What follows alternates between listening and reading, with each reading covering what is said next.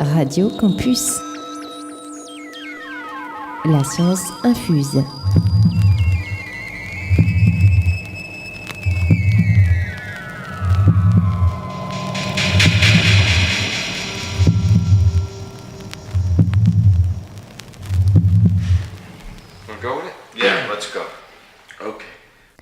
Bonjour et bienvenue dans La Science Infuse, émission de vulgarisation scientifique les dimanches sur Radio Campus, Orléans. Je suis Agathe Delepau et je suis avec Mam Tian, ma partenaire. Bonjour Mam. Bonjour Agathe. Aujourd'hui nous accueillons Jianati, bonjour. Bonjour. Qui est doctorante à l'Université d'Orléans et elle soutient sa thèse bientôt. Tu travailles donc à l'ICOA, l'Institut de chimie organique et analytique de l'Université d'Orléans. En 2013, tu valides ta licence de biochimie moléculaire avec les félicitations du jury. Et en 2015, ton master de biochimie moléculaire, encore une fois avec mention. Après ce parcours sans faute, Jian, comment se passe ta thèse ? Elle se passe très très bien. Qu'est-ce que tu étudies en tant que doctorante ? Alors, je travaille dans une équipe d'enzymologie et glycobiochimie. Donc, je travaille principalement sur des enzymes et dans le thème de la leishmaniose. Donc, c'est une maladie parasitaire. Est-ce que tu pourrais nous expliquer ce que sont des enzymes ? Oui. Les enzymes, c'est des protéines qui sont actives, donc qui sont reconnues comme des catalyseurs, qui peuvent accélérer des réactions qui peuvent durer normalement plusieurs années.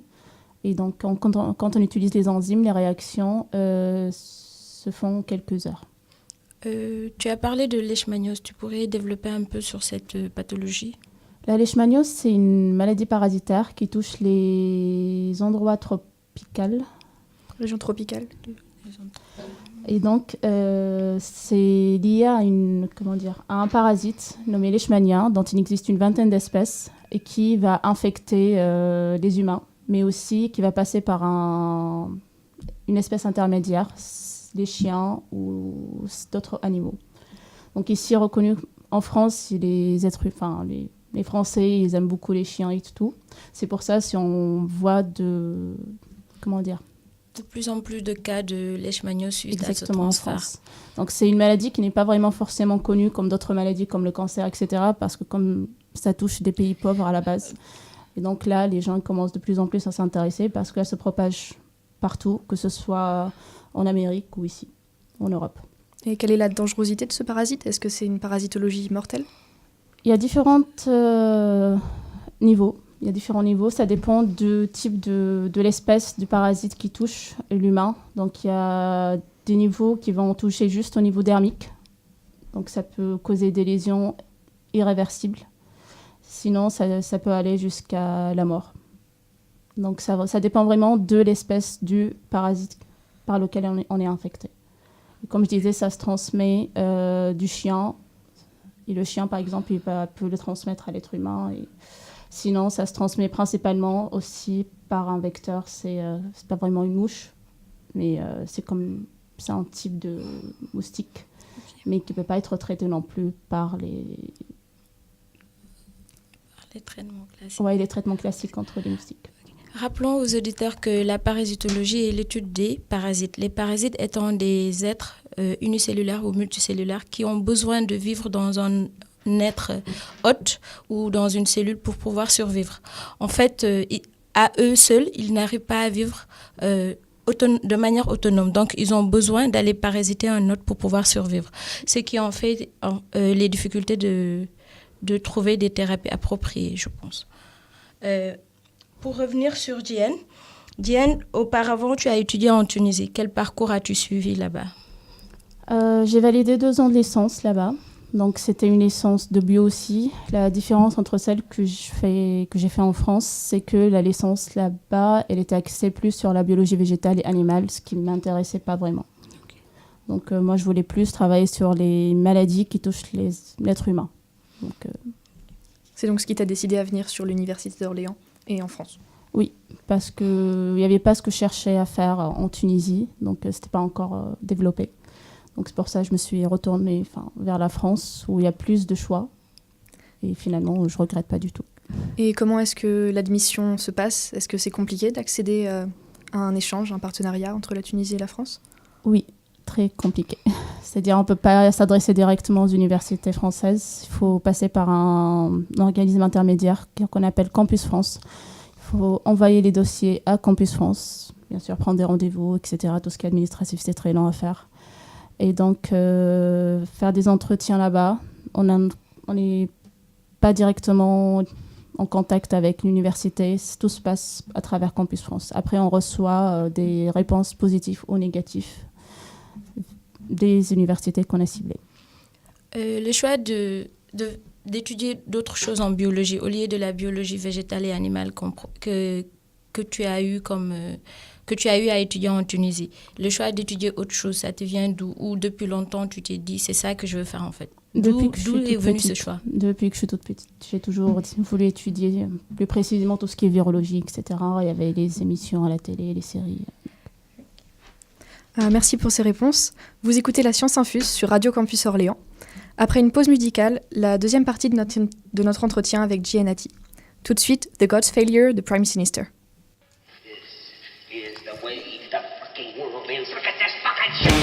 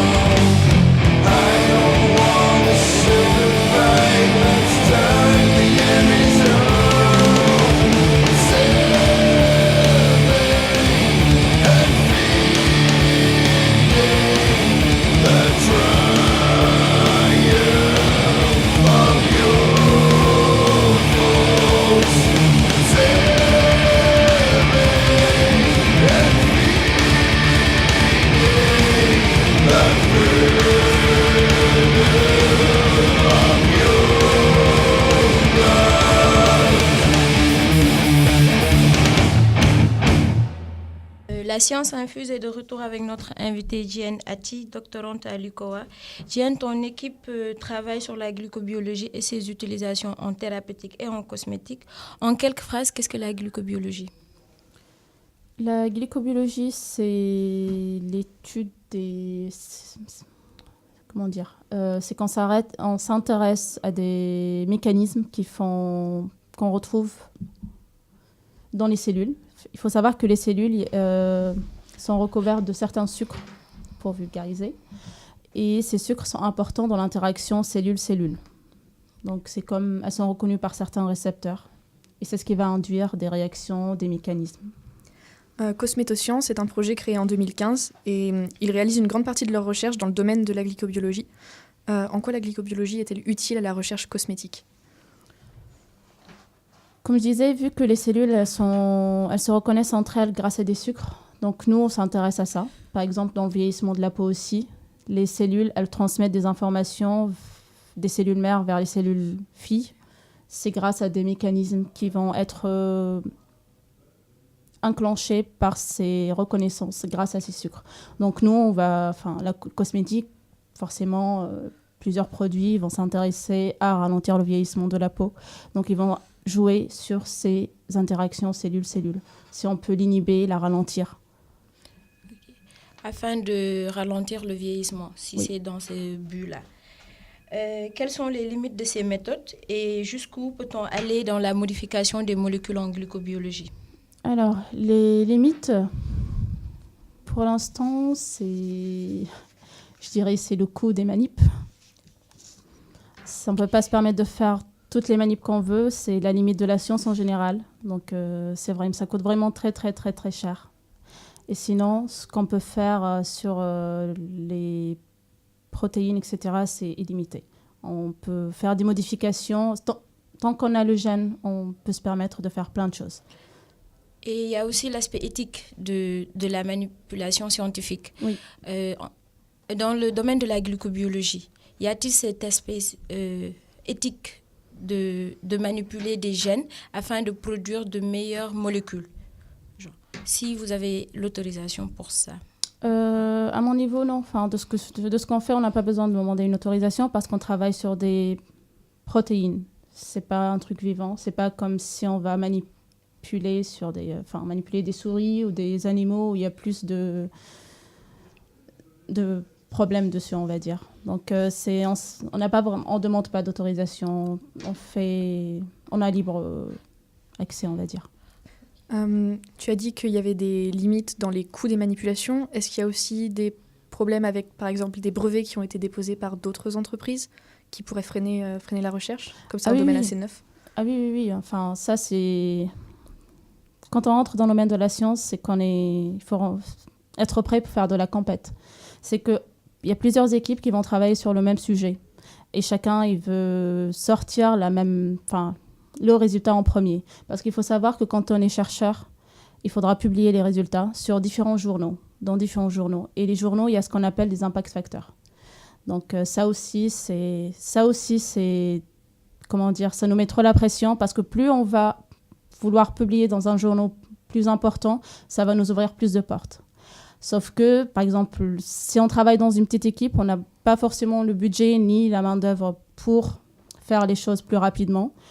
Donc, ça va nous ralentir par rapport à d'autres équipes qui sont plus grandes, qui ont beaucoup plus le budget pour. Donc, si forcément, elles vont publier avant nous, et tout ce qu'on a fait pendant plusieurs années, ça va prendre un coup. Parce que finalement, tout ce qui va sortir, ça va porter leur nom à eux et pas forcément le nôtre. Pourtant, on fait la même chose. Donc, ça aussi, il faut être prêt à accepter, on va dire, d'être en second plan si on ne publie pas en premier. Donc, c'est de l'importance des brevets. Et ce n'est pas évident non plus de faire des brevets, parce que c'est un processus très, très long et très compliqué, et très coûteux aussi. Okay. Pour revenir sur ça, certaines petites et moyennes entreprises, par exemple, font de la recherche dans le domaine de la glycobiologie, telle que Glycodiac. Il paraît qu'ils font des recherches, qu'ils trouvent des solutions à un problème. Et puis, comme ils n'ont pas, comme tu as dit, les moyens pour avoir accès aux brevets, ils le revendent à d'autres sociétés beaucoup plus grandes. Et ces sociétés se disent créateur de la molécule. Or, tel n'est pas le cas. Quel est ton point de vue sur cet aspect-là de la recherche scientifique? Donc, je connais très très bien Glycodiag, on travaille avec eux. Donc, je dirais que c'est injuste, parce que c'est à celui qui a le plus gros portefeuille, c'est lui qui aura le nom, qui sera connu dans le monde entier. Donc, certes, c'est les petites boîtes, des fois, qui font toute la recherche, qui se tapent les gros problèmes, qui vont essayer d'optimiser plein de choses. Et au final, si on n'a pas les moyens de faire les brevets ni quoi que ce soit, forcément, on les vend à d'autres boîtes. Donc, et elles ont le droit de dire que c'est elles qui ont fait tout le travail. Mis à part ces quelques problèmes, selon toi, quel est l'avenir dans la glycobiologie? Je dirais que c'est très très prometteur, parce que quand on dit... il y a plusieurs boîtes pharmaceutiques très très connues, je ne citerai pas le nom, mais qui s'intéressent de plus en plus à la glycobiologie et l'enzymologie. Parce que ça nous permet d'éviter d'utiliser des produits chimiques, ce qu'on ne veut pas retrouver dans les produits cosmétiques. Donc c'est pour ça que les boîtes en ce moment s'intéressent beaucoup aux utilisations des enzymes et s'intéressent aussi aux interactions cellule-cellule grâce à ces sucres-là.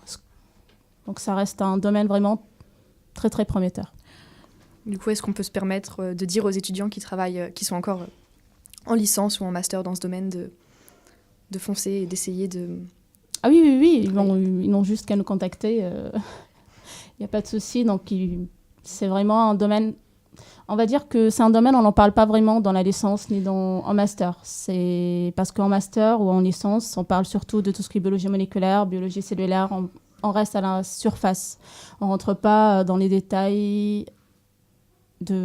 C'est des choses qu'on découvre quand on parle directement avec les boîtes ou des chercheurs, si on essaie de s'intéresser à ce qu'ils font.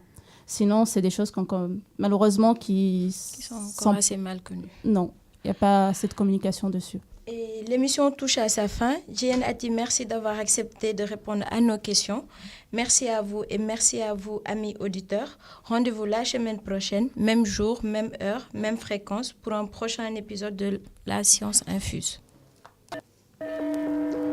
Radio Campus. La science infuse.